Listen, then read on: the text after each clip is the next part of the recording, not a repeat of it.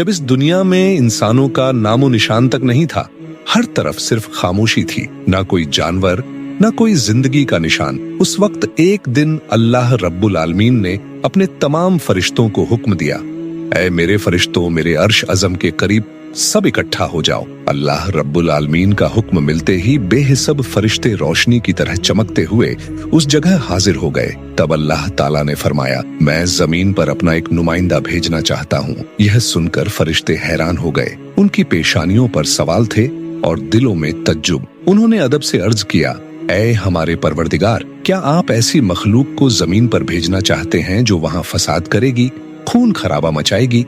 हालांकि हम तो हर वक्त आपकी तस्बीह और इबादत में मशगूल रहते हैं, फिर नया खलीफा बनाने की क्या जरूरत है? संगीत। उनकी बात सुनकर अल्लाह रब्बुल आलमीन ने फरमाया, ए मेरे फरिश्तों, मैं वह जानता हूँ जो तुम नहीं जानते। कौन मेरी इबादत करेगा और कौन नाफरमानी, इसका इल्म सिर्फ मेरे पास है। मैंने तुमसे मशवरा नहीं मांगा, सिर्फ बताया है। अल्लाह ताला की यह बात सुनते ही फरिश्तों के दिल कांप उठे। उन्होंने अपनी गलती महसूस की और फौरन तौबा कर लिया। फिर सजदे में गिरकर अल्लाह से माफी मांग ली। फिर अल्लाह ताला ने अपने 4 अजीम फरिश्तों को बुलाया, हजरत जिब्राइल, हजरत मिखाइल, हजरत इजराफल और हजरत इजराइल अलैहिस्सलाम। हुक्म मिलते ही अल्लाह रब्बुल आलमीन की बारगाह में हाजिर हुए।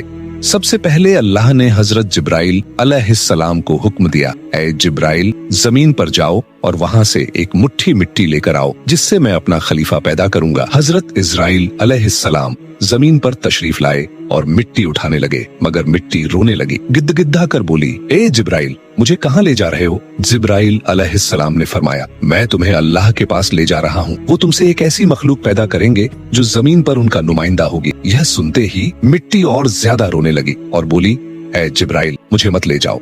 मुझसे जिन इंसानों को पैदा किया जाएगा वो अल्लाह की नाफरमानी करेंगे। फिर जब अल्लाह का अजाब उतरेगा तो मैं भी तो उनके जिस्म में रहूंगी। वह अजाब मुझे भी झेलना पड़ेगा और अल्लाह के अजाब को सहने की ताकत मेरे पास नहीं है। मेरी तरफ से अल्लाह से माफी मांग लेना। मिट्टी की यह दर्द भरी पुकार सुनकर हजरत जिब्राइल अलैहिस्सलाम खाली हाथ वापस लौट आए और अल्लाह के दरबार में जाकर पूरी बात बयान कर दी। फिर अल्लाह ताला ने हजरत मिखाइल अलैहिस्सलाम को भेजा। वो भी जमीन पर तशरीफ लाए, मगर मिट्टी ने उसी दर्द से संगीत फरियाद की और मिखाइल अलैहिस्सलाम भी खाली हाथ लौट आए। इसी तरह हजरत इजराफील अलैहिस्सलाम भी जमीन पर तशरीफ लाए, मगर मिट्टी संगीत की आह सुनकर उनका दिल भी पिघल गया और वह भी मिट्टी उठाए बिना ही लौट आए। तीनों फरिश्ते खाली हाथ वापस आ गए। आखिरकार अल्लाह रब्बुल आलमीन ने हजरत इजराइल अलैहिस्सलाम को जमीन पर भेजा।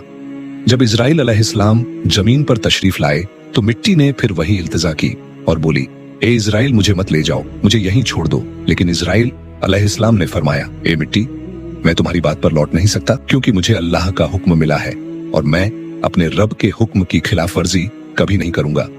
यह कहकर उन्होंने मिट्टी उठाई और अल्लाह के दरबार में लौट आए। अल्लाह ताला ने बहुत खुश होकर फरमाया, ए इजराइल, क्योंकि तुमने मेरा हुक्म पूरा किया, मैं तुम्हें एक खास जिम्मेदारी देता हूँ, इंसानों की रूहें कब्ज करने की जिम्मेदारी। इजराइल अलैहिस्सलाम ने अर्ज किया, ए अल्लाह, जब मैं इंसानों की रूह निकालूंगा तो उनके घर वाले मुझसे नफरत करेंगे और मुझे ही इल्जाम देंगे। अल्लाह ताला ने फरमाया, तुम फिक्र मत करो, हर मौत के लिए मैं अलग अलग सबब बना दूंगा। कोई बीमारी से जाएगा, कोई हादसे से, तो कोई बुढ़ापे से। लोग तुम्हें इल्जाम नहीं देंगे। यह सुनकर इजराइल अलैहिस्सलाम का दिल मुतमिन हो गया और फिर फरिश्तों ने अल्लाह के हुक्म से उस मिट्टी को मक्का शरीफ संगीत के करीब एक पहाड़ी पर रख दिया।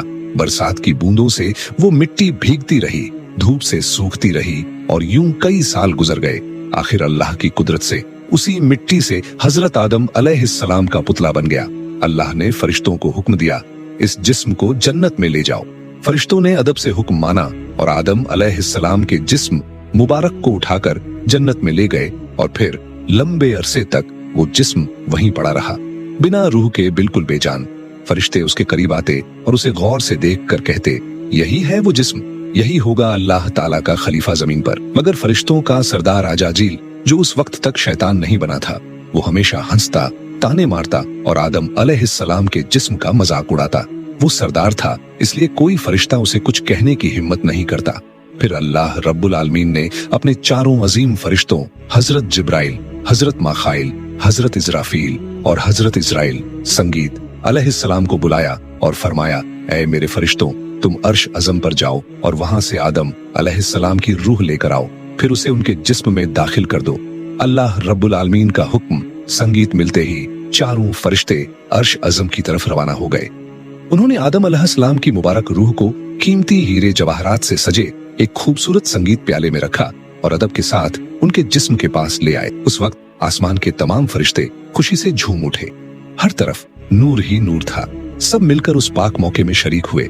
लेकिन वही अजाजील जो बाद में इब्लीस बना, अल्लाह के इस फैसले से बिल्कुल खुश नहीं था। उसके दिल में तकब्बुर की चिंगारी सुलगने लगी थी। फिर अल्लाह ताला ने हुक्म दिया, ऐ आदम, अब रूह तेरे जिस्म में दाखिल हो जाए और बस